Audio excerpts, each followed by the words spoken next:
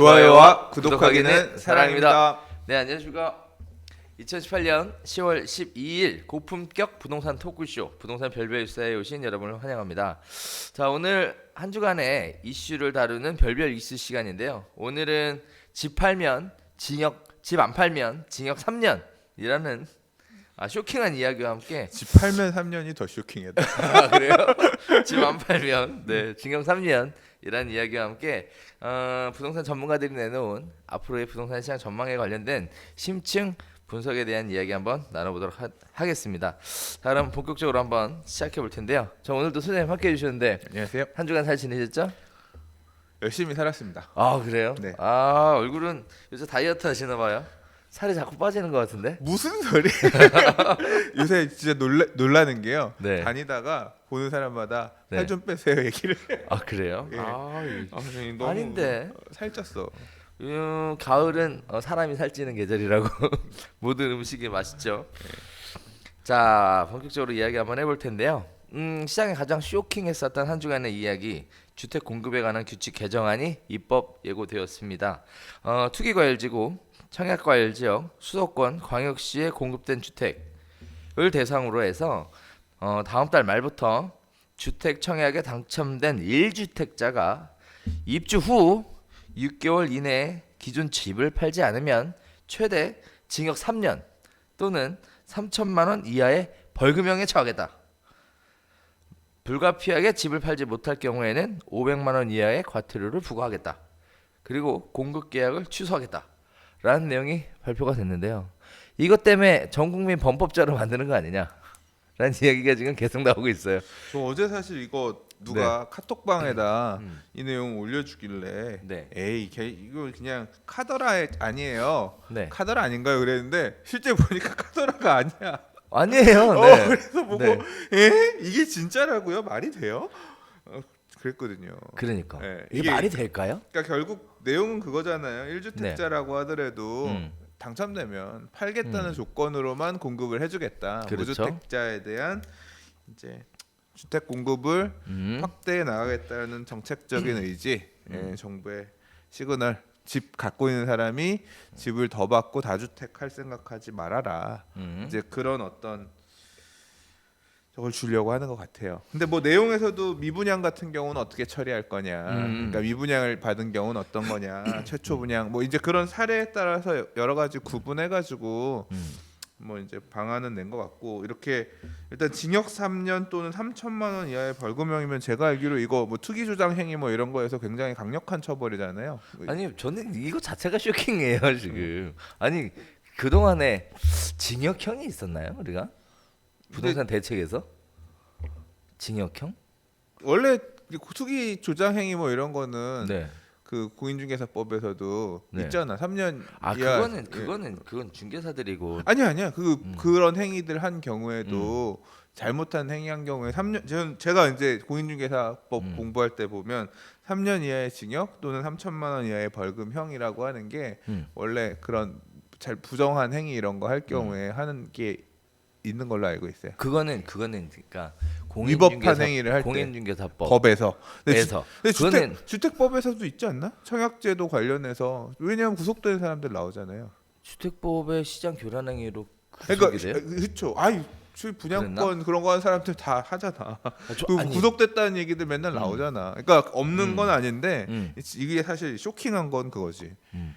아니 집을 안 팔았다고. 그러니까 주택 공급을 받을 때 아니 나 이거 새로 신규 분양하고 나서 기존 주택을 팔겠습니다라는 조건으로 해서 받았는데 기존 주택을 안 팔 경우에는 이렇게 행정 형벌을 가하겠다. 행정 형벌 이 지금 이 범법자가 되는 거잖아요. 그러니까요. 예, 그렇게 된다는 이렇게 같은 기준으로 놓고서 일종의 주택 교란 행위 뭐 이런 형태로 봐서 처벌하겠다 이런 스탠스로 주택 공급에 관한 규칙을 바꾸겠다고 하는 게 되게 쇼킹하죠. 전 굉장히 쇼킹하더라고요. 그래서 사실 뭐야, 그럼 팔고 싶었는데 안 팔리면 어떻게 되는 거야? 그랬더니 밑에 나오더라고요. 불가피하게 집을 못 팔면 500만 원 이하의 과태료. 그럼 여기서 불가피하게 집을 못 판다는 또 기준은 또 뭘까? 팔려고 내는 호가가 소명을 있고. 하겠죠. 뭐 그 확인서 끊어다가 내나? 중개업소에다가 옛날에도 이런 거 있었잖아요. 투기 지역 내에서 대출 두개 안 될 경우에 네. 기존 주택을 양도하면 된다. 뭐 이제 처분 조건부로 투기 지역 안에 대출 더 해주고 했었는데 이제 그게 2년이 지나서 그 안에 팔았어야 되는데 사실 공교롭게도 2008년 이후에 집이 안 그쵸, 팔렸거든요. 안 팔렸죠. 그때 가면 안 팔려서 대출 상환 집을 못 팔았는데 처분 조건부에 그러면 은행에서 네. 왜 안 팔렸는지 소명서 갖고 오라 그러면 그 동네 중개업소 A 중개업소 매물 내놨는데 보러 온 사람이 6개월 동안 한 명도 없습니다. 네. 소명서 써준 그거 갖고 가서 이래서 못 팔았어요. 소명되면 이제 좀 넘겨주고 연장해주고 그랬던 적이 있거든요. 뭐 이제 네. 그런 식으로 구제책을 놓긴 하겠죠. 아 그렇군요. 아 일단은 굉장히 쇼킹한 얘기라 투기를 하지 말라, 투자를 하지 말라, 다주택자로서 주택에 투자를 하지 말라는 강력한 다주택이 시그널인 아니야. 것 같습니다. 유주택이야 유주택. 그냥 1주택자가 1주택. 예, 다주택은 일주택자가 어차피 청약을 안 해서 되고, 다주택이 되려고 하는 걸 하지 말라는 얘기죠. 네, 그죠? 유주택자가 분양받으면 무조건 기존 보유 주택은 팔아라. 뭐 이런 스탠스인 거죠. 그러니까요. 그래서 청약에 대해서 특별히 관리에 들어간 것 같습니다. 그 외에도 청약 추첨제 물량의 75%는 무주택자에게 우선 배정하겠다라는 얘기가 있었고요. 또 부모가 집이 있으면 청약 가점을 산정할 때 부양가족 점수에서 제외하겠다라는 얘기가 추가로 있었는데 이게 사실 부모가 집이 있으면 청약 가점을 산정할 때 부양가족 점수에서 제외 이해가 잘 안 되더라고요. 네, 근데 내용을 보니까 부모 집에 같이 살면서 부양가족 점수를 받는 금수저 청약이 있었다라고 이렇게 얘기를 하고요. 그래서 주택을 소유한 직계존속의 집에 같이 살고 있는 경우에는 일단 직계존속이 잘 사는 사람들이니 그 사람들의 자제분들까지 어떤 청약에 의한 혜택을 받을 수 있게끔 하는 것은 잘못되지 않았냐라는 이야기인 것 같습니다. 자, 다음에 또 새로운 얘기가 나왔는데요. 분양권 입주권 소유자는 소유권 이전 등기할 때 유주택자로 간주했지만 앞으로는 계약 체결 시부터 유주택자로 간주하고요.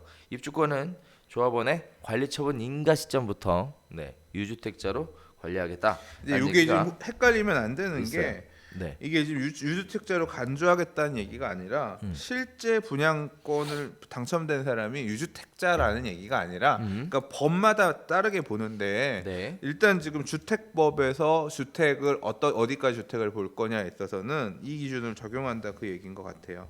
그래서 뭐 어떤 기준? 그러니까 네. 이 일단 관리처분 인가가 떨어진 네. 상태라고 하면 네. 유주택자 또는 네.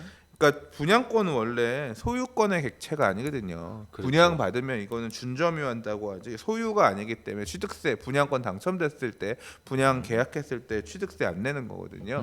근데 그렇기 때문에 우리가 민법에서 얘기하는 주택 소유는 아니다라는 거였는데 민법에서는 주택 소유를 아니라고 볼지 몰라도 우리 주택법에서 주택을 공급하는 기준에서는 당첨만 돼서 이 계약을 체결하게 되면 주택 가진 걸로 간주해가지고 그 배제를 하겠다. 청약에서 배제를 하겠다. 그런 얘기인 거죠. 사실 이런 부분들이 예전에도 있었죠. 그 분양권에 당첨이 되면 주택으로 인정을 해서 노무현 정부 때 과세했었던 케이스가 있긴 있었는데 난 기억 안 나. 아 그래요? 예, 네. 잘 모르겠어요. 있었거든요. 그래서 그런 부분들이 폐지가 됐었다가 지금 아. 다시 부활이 되는 것 같습니다. 그래서 네. 분양권 같은 경우에는 계약을 하면 사실 분양권이 소장님 말씀하셨던 대로 부동산이 아니잖아요. 분양을 받을 수 있는 그냥 권리일 뿐이죠. 권리를 샀음에도 불구하고 향후에 주택이 될 거니까 미리 주택이라고 너 가진 사람 가진 사람으로 간주해서 새로 청약할 때는 배제하겠다 그런 의지인 것 같아요. 그렇죠. 그럼에도 불구하고 이제 또 지방에 대해서 인식 안 할 수가 없죠. 부동산 경기가 굉장히 안 좋은 미분양 주택이 많은 지방의 경우에는 결국은 미분양을 계약한 경우에 기존대로 무주택 자격을 유지시켜주겠다. 그러니까 미분양된 주택은 사란 얘기죠. 그렇죠? 예, 미분양 거를 가서 주워 주는 거는 네. 그거는 청약에서 불리함을 안 주겠다. 미분양을 받아준 거니까. 그렇죠. 근데 하나 궁금한 게 있어. 뭐요? 이렇게 정당하게 분양권 미분양이 아닌 상태에서 당첨되어 계약 체결한 사람 거를 중간에 양수하게 되면 분양권 전매가 풀려서 네. 조정 대상 지역이나 이런 규제가 풀려가지고 하면 그거는 또 유주택자로 간주하는 건가? 그렇죠. 유주택자가 간주하겠죠. 되는 거죠. 앞에 있던 유주택 간주한 사람 걸 양수하는 거니까. 그렇죠. 이제 그렇게 되면은 유주택자가 되는 거죠. 자, 그다음에 또 이런 것도 있어요. 미계약분, 그다음에 미분양분도 청약 시스템으로 사전 공급 신청을 하겠다라는 얘기가 발표가 됐습니다. 이거는 사실- 그 얘기 같아요. 전에 뭐야? 뭐지? 요새 미분양 이게 공급을 뭐 인터넷으로 맡기도 하지만 모델하우스에 줄 세워가지고 사전 받아가지고 모델하우스 안에서 추첨하기도 하고 그렇잖아요. 네네. 근데 뭐 사전에 공급할 수 있게끔 네. 그 제도를 또 한번 개선을 하나 봐요. 그러니까요. 근데 이 얘기 나오고 나서 음. 사실 저는 이제 사실 오늘 블로그에 하나 글을 쓰고 왔어요. 벌써. 아니, 이거 어제 보고 나서 음. 이제 사실 이제 좀 이 제도라고 하는 게 모든 사람을 만족시키는 제도라는 건 있을 수가 없죠. 없죠. 있을 수가 네네. 없는데, 근데 좀 되게 안타까운 부분이 그거예요. 뭐요? 그러니까 제가 뭐 부동산 별별 수다에서도 얘기한 적 있지만 주변에 아는 분 중에서 음. 되게 소득이 많으신 음. 분인데 제가 아는 분의 지인인데 소득이 많으신 분인데 오랫동안 무주택을 유지하시다가 이번에 뭐 개포 DH자에 청약해가지고 당첨이 되셨어요. 계속 전세만 사신 거예요. 고액 전세 자산가죠. 그러니까 자산이 10몇 억짜리를 턱 대출 없이 살 수 있는 그런 이제 그런 분도 계신데 네. 그런 10년 예를 들어 10억짜리 전세 사시는 이 무주택자가 우리 주변에 보면 사실 여긴 방배동이니까 좋은 동네인데 네. 예를 들어 인천에 네. 안 팔리는 빌라 팔고 싶어도 1년 지나도 집 보러 그쵸, 오는 사람 그쵸. 그거 갖고 있는 옛날에 예를 들어 7천만 원, 8천만 원 주고 네. 뭐 예를 들어 한 1억 원 주고서 빌라 사서 갖고 있었는데 이 사람 유주택자잖아요. 네. 예. 이 사람보다 10억 전세를 내고 있는 무주택자가 이 청약 제도에서는 더 배려받아야 되는 주택을 공급받아야 되는 어떤 이유가 있는 사람이다라고 이 청약 제도는 보고 있는 거고 지금 아까 이제 3년 징역을 다 때리진 않고 이것도 이제 기준에 따라서 뭐 경중을 둬서 하거나 뭐 집행유예도 있고 뭐 그렇겠지만 저 분양 받아 이 유주택 말 그대로 열악한 다세대 주택 반지하 같은 거 받아가지고 보유하고 있다가 청약에서 당첨이 됐어. 그래서 이제 입주하고서 6개월 이내에 빌라를 팔려고 했는데 죽었다게 해다가 안 팔려. 사실 지금은 시장이 좋으니까 빌라나 이런 비교 여리에 있는 집들도 팔릴 수 있겠지만 사실 지금 따지고 놓고 보면 보유하고 있는 집이 예를 들어서 지금 뭐 경남 거제도에 있는 아무도 사러 오는 사람이 없는 그 지역에 안 좋은 집이야. 난 서울에 당첨돼서 서울 이 집을 가져가야 되는데 그게 안 팔려 죽어도. 그러면 지금 일단은 뭐 과태료를 좀 줄여준다고 하지만 어느 진짜 공급 계약이 취소가 되는 건지 아니면 500만 원 과태료 무는 건지 되게 억울한 상황이 생기는 사람들이 나올 수 있잖아요. 그렇죠. 그런 있을 수는 배려가 있겠죠. 네. 상대적으로 너무 없는 어떤 이런 제도인 거예요. 지금 서울 수도권의 부동산 시장 핫하기 때문에 네. 집이 안 팔린다. 네. 입주하고 나서 6개월 이내에 안 팔린다라고 하는 거에 가능성에 대해서 별로 열어두지 않고 이렇게 제도 개선을 했지만 네. 지난 4, 5년 전에 서울을 돌이켜 본다면 분양 공사 요이 땅 하고 지을 때부터 분양했던 아파트가 입주하고 나서도 미분양으로 6개월, 1년씩 끌었었던 시절이 있었단 말이에요. 서울도. 그렇죠. 입주 후 6개월 안에 안 팔려의 문제가 아니라 그 새 아파트 남들이 지금 들어가서 안달이 나 있는 이 새 아파트도 준공 후에 미분양으로 이렇게 긴 시간 동안 남아 있으니까 건설회사들이 안 되겠으니 그냥 렌트 먼저 와서 거주해 보시고 임대로 거주해 보시고 마음에 들면 2년 뒤에 있었죠. 애프터 리빙 제도 이런 것들이 나와서 2년 뒤에도 안 나와서 그 애프터 리빙을 2년 뒤 연장 4년 입주하고 나서 4년 뒤 6년 뒤에 그런 물건들이 사실 작년 재작년 여기도 있었잖아. 그 여기도 있었죠. 여기도 있었잖아. 다 뒤늦게 판 아파트들 지금 방배동에 있는 새 아파트들도 안 팔려가지고 애프터 리뷰를 해서 팔았었는데 네. 그런 시장은 이제도 어떻게 적용할 거냐는 거예요. 그러니까 이게 지역에 따라서 그러니까 상승장에서는 이게 먹히는데 하락장에서는 선의의 피해자들이 엄청 나올 수 있는 그런 상황인데 이걸 갖다 이렇게 징역이라든가 행정형벌을 이렇게 세게 해가지고는 너무한 거 아니냐. 너무한 그렇죠. 거 아니냐. 너무한 제도 거 자체가. 아니냐. 그런 얘기가 나오고 있죠. 네. 그래서 사실 저도 그런 부분에 있어서 좀 생각을 좀 해봤었어요. 그리고 별별스타에서 얘기하면 안 되는데 또 자꾸 이게 나오네. 팔고 싶은데 안 팔리거나 사고 싶은데 살 수 없다면 뭐 돈은 있는데 신탁이라는 방식을 이용할 수 있다는 거. 네. 그렇게 여기 만약에 6개월 네. 안에 안 팔리면 그때 가서 네. 신탁에 넘긴다. 네. 신탁으로 넘겨서 네. 그럼 신탁으로 소유권 이전되고 이전되고, 네. 나중에 이제 수익 그 이후에 신탁에서 관리하다가 팔리면 그때 네. 그 돈 그렇게 네. 피해가면 되겠구나. 네, 그러면 네. 그럼 깔끔하네. 네, 깔끔하죠. 네, 신탁에 신탁 비용이 좀 넘기네. 든다는 거. 그래서 팔 때는 신탁 비용이 좀 든다는 게 단점이긴 한데 그거보단 뭐 이익이 더 클 테니까. 살 때는 신탁을 이용하면 이제 취득세가 2배가 들어간다는 거. 뭐 이런 부분들이 약간 좀 문제가 있긴 한데 어쨌든 뭐 방법은 다 있습니다. 네. 피해가 구멍이 생길 수도 있겠구나. 네. 근데 신탁이 팔아도 양도세는 똑같이 되는 거고. 그럼요. 네. 똑같이 되고. 똑같아요. 네. 신탁이 보통 법인이니까 그렇죠. 신탁 맡기는 비용에 따른 추가 비용 나중에 이제 수익자 지정을 나로 해서 그렇죠. 신탁이 양도를 하게 되면 그 수익 나오는 거 비용 재반 비용 제하고 가면 비용은 많이 들겠지만 범죄자는 안 될 수 있겠네요. 그렇죠. 네. 오케이. 역시 뭔가 좀 자, 틀리는 기분입니다. 그래서 뭐 이런 식의 이야기가 쭉 막 나오고 있는데 뭐 시장이 흉흉하다 보니까 사실 뭐 카드라 통신에 대한 이야기부터 시작해서 다양하게 나오고 있습니다. 9.13 부동산 대책 이후에 부동산 시장은 서울하고 수도권 같이 좀 뜨거웠던 지역들은 전체적으로 관망세로 돌아가는 것으로 보여지고 있고요. 반면에 부동산 시장이 그다지 좋지 않았던 지역들 또는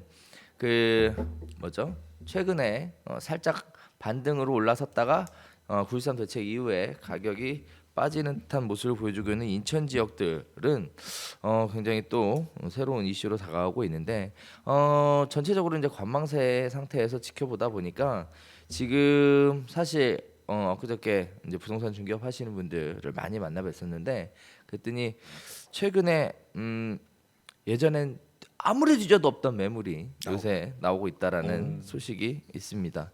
그러면서 동시에 똘똘한 한 채의 의미가 점차 강조되고 있다라는 얘기들이 지금 솔솔 흘러나오고 있는데요. 자, 그러다 보니까 9.13 대책 이후에 이번에 관망세가 끝나게 되면 시장이 어느 쪽으로 움직일 것이냐에 대해서 많은 사람들이 의견을 내놓고 있는데 우리도 크게 세 가지의 의견을 한번 나눠보려고 해요. 일단 가장 많이 나왔던 것 중에 하나가 서울에 그동안 인기 있었던 게 중소형 아파트였잖아요. 그죠? 근데 이제 앞으로 9.13 대책 이후에 똘똘한 주택이 되게 되면 한 채가 되게 되면 중대형으로 이전하게 될 것이다 라는 얘기가 나오고 있어요. 다주택으로 갖고 있어서 여러 가지 불이익을 받는 것보다 차라리 한 채를 갖고 있을 거라면 소형이 아닌 정말 거주하고 싶은 중대형으로 이전하게 될 것이다. 그래서 중소형은 약세로 전환되고 대형이 강세로 돌아갈 것이다 라는 전망이 있는데 어떻게 보세요 이거에 대해서? 자, 이 대형 중소형에서 중대형으로 이전될 것이다라는 얘기를 최상욱 애널리스트가 인터뷰에서 했고요. 그다음에 뭐 강의하는 강사분 중에서 금리 상승장에서는 금리가 올라간다고 가정, 상승장에서는 지난 시즌에서는 대형이 인기였었다. 통계적으로 보니까 그래서 이제 중대형에 포인트를 두는 이제 그런 얘기들이 있어요. 얘기들이 있고 사실 이제 수많은 논객들이 있지만 부동산에 대한 논객들이 있지만 그렇죠. 저는 네. 또 이제 열심히 보는 분 중에 부동산 스터디 카페 트리거란 분이 계시거든요. 이분이 대형에 관한 이제 중대형이 아니라 대형에 관한 언급을 하셨는데 네. 이 대형을 주목할 필요가 있다. 근데 되게 제한적으로 얘기를 하셨어요. 그분 글에서는 뭐냐면 이게 예를 들어 뭐 한남 더일이라든가 네. 아예 지금 소득의 양극화가 이게 크게 차별화되면서 나타나기 때문에 네. 아예 시장이 다른 지역의 대형 같은 경우는 상당히 어떻게 보면 지금에 있는 가격이 저평가일 수도 있다. 이제 그런 어떤 의견을 주셨거든요. 그러니까 시장 자체가 차별화돼서 고급 주거 시장 쪽에서의 대형의 가치가 네. 조금 다시 받아들여질 수 있다고 하는데 사실 저는 그 시장은 제가 생각할 때는 딴 나라 시장이기 때문에 얼마 전에 뭐 청담동에 전세 40억짜리 뭐 그 이슈 되고 그랬었잖아요. 그런 네네. 것처럼 그것까지 제가 보는 거는 애초에 별개의 시장이니까 그런 시장에 진입하는 부분에 고민하는 사람들의 얘기까지는 어렵고 그건 그러면 이제 모르겠고. 조금 더 앞으로 어. 돌아와서 중대형 예를 들어 어. 40평대 이상의 물건들은 어떻게 갈 거냐 음. 개인적으로는 흘러갈 수 있을지 몰라도 그렇다고 해서 지금 중대형에 막 베팅을 해서 중소형 다음 중대형 이렇게 가기에는 조금 리스크가 있다. 그러니까 그 크리거님 글에서도 그런 부분이 있어요. 어떤 내용이냐면 중대형으로 옮겨 탄다고 하는 게 중대형이 앞으로 유망하다라는 기준일 수도 있지만 오히려 저도 공감 갔던 부분이 뭐냐면 갭 메우기. 그러니까 소형 평형 가격에 비해서 중대형이 너무 안 올랐기 그렇지 안 때문에 올랐죠. 그러니까 네. 갭 메우기가 지역에 따라서 나타나지만 그 지역에서도 같은 평형 구성. 아니 소형이 4천인데 대형이 2천이면 상대적으로 너무 싼 거 아니냐. 그래서 그렇죠. 이렇게 갭 메우기 형태로 해서 점차 옮겨갈 수 있는 가능성이 있다. 이제 이런 부분에 대해서 그런 내용들은 좀 공감이 갔습니다. 그러니까. 근데 장기적으로 생각할 때는 그러면 중대형에 지금 막 공격적으로 사야 되느냐에서는 사실 개인적으로 좀 그러니까 원래 비관적 원래 중대형을 좋아했던 이유는 그거였어요. 난 30평대 사는데 내 방을 하나 더 갖고 싶은 거야. 애들 방 하나 시키고 그렇지. 있고 내 방이 필요한데 내 방이 없어요. 음. 그래서 집에 사실 내 공간은 음. 안방이 요만큼 한 곳대밖에 없거든요. 그래서 나도 열심히 사는데 네. 내 방을 하나 갖고 싶다. 네. 그러면 이제 방 4개짜리 필요하니까 그때 중대형 평형의 필요성이 생기는 거거든요. 그렇죠. 근데 의지를 누르고 살죠. 경기가 안 좋아지거나 또 위태위태해지거나 또 애들이 좀 자라서 크면 독립해서 나가면 지금 이제 애들 방이 내 방이 될 수가 있으니까 그냥 좀 참고 아 애들이 몇 년- 커서 나갈 때까지 그렇죠. 앞으로 한 10몇 년 남았으니까 재건축하겠네요. 이제 그러면서 어떤 욕망을 누르고 있는 부분도 없잖아 있어요. 네. 없잖아 있는 게 아니라 뭐 돈이 없으니까 어쩔 수 없지. 근데 이제 그래서 저는 사실 그 수요들이 지금 30평형대 수요들이 40평형대를 밀어내면 갈 수 있다라고 생각은 했는데 이제 사실 중대형 평에 대한 가치는 자꾸 볼 수밖에 없는 게 뭐냐면 인구 구조 변화란 말이에요. 가구 수가 늘어나고 소형 주택 제 친구들도 결혼 안 한 놈들 있어요. 많아요. 저도 많아요. 지금 네. 후배들이랑 네. 결혼 안 하는 애들 네. 많은데 40대 중반에 결혼 안 했다는 얘기는 거의 결혼 안 하고 살거나 음. 하더라도 그리고 이혼하는 놈들도 나와 이제 그렇지. 그래서 이제 가족이 분산되는 경우들도 이렇게 분리되는 경우들도 나오기 시작하기 때문에 네네. 이게 소형 주택 그러니까 그런 친구들은 애초에 야 30평도 커 당연히 크지. 그러니까 이런 구조가 점차 돼가면서 중대형 평형에 대한 수요 자체가 애초에 원래 중대형 평형은 지역 강남이나 목동이나 이제 이런 일부 지역에서 수요가 많이 만들어지지 비인기 그러니까 중소형 평형 수요들이 있는 지역에서는 중대형이 안 팔리거든요. 공급 자체도 지역을 따라가는 움직임인 건데 더 파편화될 거다 주택에 대한 게. 그래서 중대형으로 간다라고 해서 막 아무 동네나 가서 지금 중대형 막 샀다가는 갭 메우기에 따라서 일부 가격 쫓아가는 부분이 있을 수 있겠지만 앞으로 대장으로서 시장을 이끌어가는 게 한동안은 보일 수 있어도 장기적으로 내가 그 시점에 잘 털고 나오지 않으면 또 불황이 오면 다시 또 소형 지난 하락장에서도 소형들은 힘이 있었어요. 그렇게 그렇죠. 꺾이지 않고 쭉 살아 있었단 말이에요. 소형들은 가격이 그렇게 안 빠졌었단 말이에요. 그렇기 때문에 중대형에 베팅하는 건 개인적으로 조금 실수요 이런 것들 어떤 거 고려해서 움직이는 거 아니면 투자로서 중대형 베팅하는 거는 조금 조심하세요. 저는 조금 반대 다른 관점에서 말씀을 드려볼게요. 일단 저도 많은 분들한테 물어보거든요. 그 소장님 얘기하셨던 대로 1인 가구의 경우에는 이렇게 중대형에 대한 얘기가 나올 이유가 없어요. 물론 그 인구가 늘어나는 건 맞아요. 그런데 반면에 위인, 그러니까 결혼만 했어도 20평대 아파트보다 30평대가 낫고 30평대보다 40평대가 낫고 그 요새 트렌드가 이런 거 있잖아요. 왜 무슨 뭐 홈바 그래서 집에다가 이렇게 바처럼 꾸며놓고 이렇게 라이프 스타일을 좀 즐기는 이런 것들 30평대보단 40평대 사기가 더 좋고 하고 싶다니까. 그러니까 왜 그리고 안 해? 요새 옛날에는 청소하기 힘들다 이랬는데 요새는 뭐 로봇 청소기가 다 해요 청소도 그러면 기왕이면 좀 큰 집이 낫지 않냐 낫죠. 훨씬 낫죠 훨씬 낫지. 실수요자 관점에서는 왜 안 해? 추격을 매수하거나 매집을 하거나 뭐 투자를 한다 이런 개념보다 좀 넓은 집에서 넉넉하게 그리고 그런 거 있잖아요 왜 넓은 거 보고 살면 그 머리도 좀 잘 돌고 근데 왜 저는 그 선택을 안 할까? 돈이 없으니까 그렇죠. 네. 보유세에서부터 더 비싼 집을 사기 위한 금융 비용에 대한 부담이나 그러니까 그거랑 환가를 해야 되는 거예요. 그걸 그 삶의 질을 높이기 위해서 그 비용을 더 낼 각오를 하고 갈아타기를 해야 되는데 네.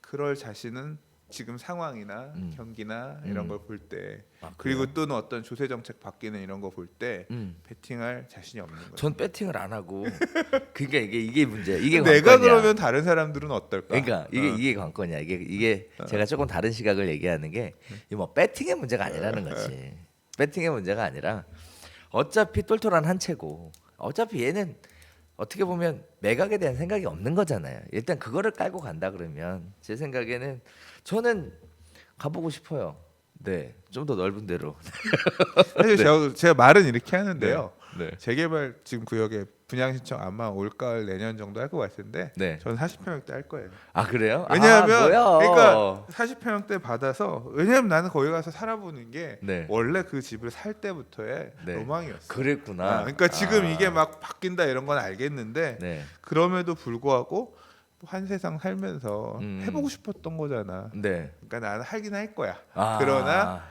큰 흐름에서 사람들이 나도 지금 되게 쫄리다 그런 거죠. 자 그다음에 또 네. 하나 얘기가 이제 60 미만의 주택은 임대사업자로 등록해도 뭐 종합부동산세에서 배제가 된다라는 얘기와 함께 60 미만의 소형 아파트들은 앞으로도 관심이 있을 것이다라는 얘기가 있었고요.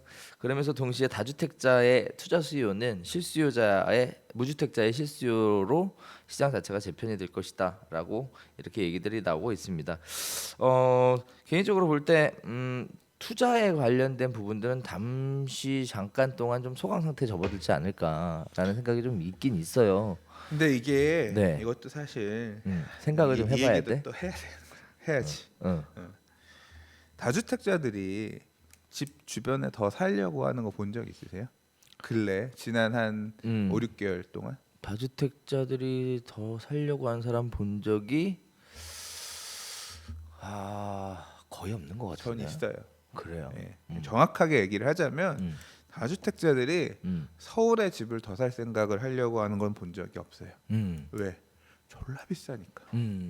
대출도 안 나오고 이미 LTV 30, 40 유주택자에 대한 대출 30, 40 줄일 때 대출도 안 나오고 주임사 내서 가더라도 어차피 담보가의 감정 가격을 낮춰 잡아서 80% 해준다고 하더라도 네. 제한적이고 그래서 물론 있긴 있겠지만 그렇게 생각보다 많은 수준은 개인적으로는 아니었다고 생각해요. 통계가 없으니까 그냥 사견으로 얘기를 하는 거예요.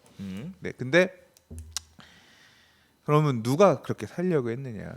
대출 안 받아도 되는 지역들은 소액으로 움직일 수 있는 지역들은 다주택자들이 더 살라고 엄청 다녔어요. 아 그래요. 그러니까 일종의 뭐냐면 풍선 효과, 수도권. 음. 매매가가 3억 9천인데 전세 3억 5천. 음. 뭐 4천만 원 투자 음. 이런 지역들이 음. 수도권의 인기 지역, 그러니까 과거의 인기 지역들 중에서도 안 올랐던 데들이 있어가지고 그랬구나. 예, 사람들이 막 다녔었거든요. 음. 이제 그런 시장은 음. 제가 볼 때 여전히 남아 있어요. 여전히 남아 있다. 여전히 그쪽으로 남아있고, 갈 것이다. 예, 그러니까 일종의 풍선 효과가 규제가 이렇게 지금 각인 실수요자 중심으로 재편된다고 하는데 이제 이거는 서울 시장은 그렇고요. 네. 아마 그래서 움직임들 자체가 차별화돼서 왜냐하면 지금 이런 수도권의 비인기 지역들 같은 경우도 보면 이번 상승장에서 소외된 지역들 많잖아요. 그렇죠. 소외된 지역들이 그러니까 오히려 지금도 보면 가격 상승률이 9.13 대책 이후에 이번 주도 보면 올랐어요. 올랐어. 왜 올랐을까? 그건 옛날에 했으니까. 아니 지금 10월 발표한 것도 올랐다니까요.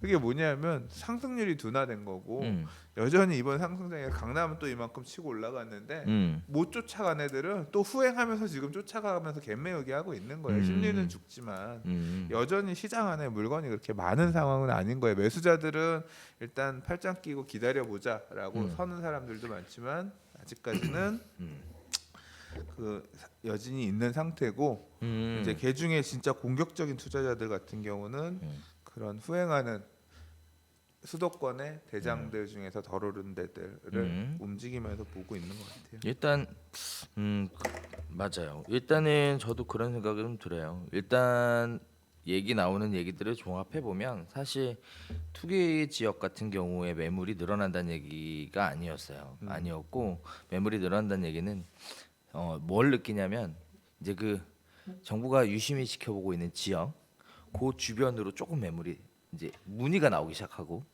그 조금 더 벗어나서는 매물이 접수가 되고 조금 더 지나가서는 매물이 쌓이고 있다. 지금 이런 식의 얘기들이 나오거든요.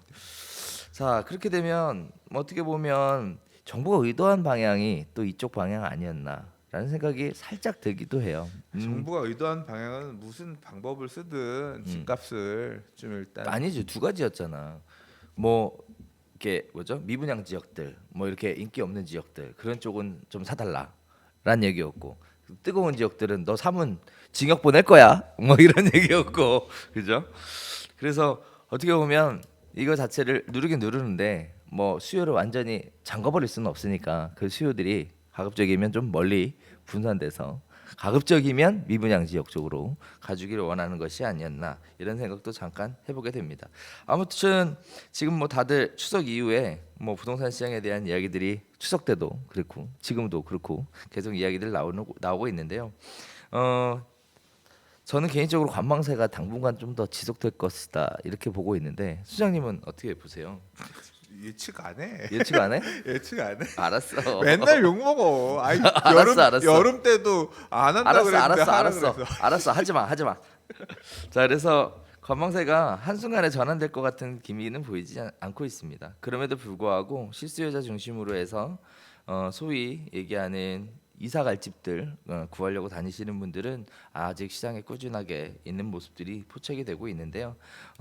아무쪼록 정부가 희망하는 대로 지나치게 가격이 올랐던 너무 비싼 지역들은 좀 움직임이 좀 멈췄으면 좋겠고 또 반면에 미분양 때문에 고통받고 있는 지역들은 새로운 활기가 됐으면 하는 바람이 있습니다.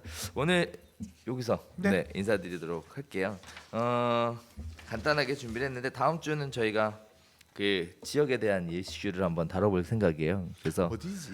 어 나 궁금한 지역 있어요. 그죠. 네. 어디? 입주 물량이 쏟아진다라고 하면서 언론에 진짜 올해 가장 많이 나온 아파트라고 할 수 있는데, 네. 예, 한번 바로 그 얘기 지역입니다. 들었잖아. 예. 네, 바로 그 지역에 있는 진짜 분을 전세 모시고 매물이 그렇게 올라가고 있는 최근에 어떻게 거래되고 있는지 그러니까 궁금합니다. 궁금해 왜냐하면 죽겠어. 내년에 부동산 시장이 굉장히 큰 어떤 바로미터가 전세 가격이라고 생각하기 때문에 네. 궁금합니다. 자, 그래서 다음 주 송파 헬리오시티에 대한 예고 확실하게 드리면서 관심 있게 지켜보시면 헬리오시티에 대한 시장의 생생한 정보 동향 얻을 수 있을 거라고 생각하고 저희는 오늘 여기서 인사드리도록 하겠습니다. 감사합니다.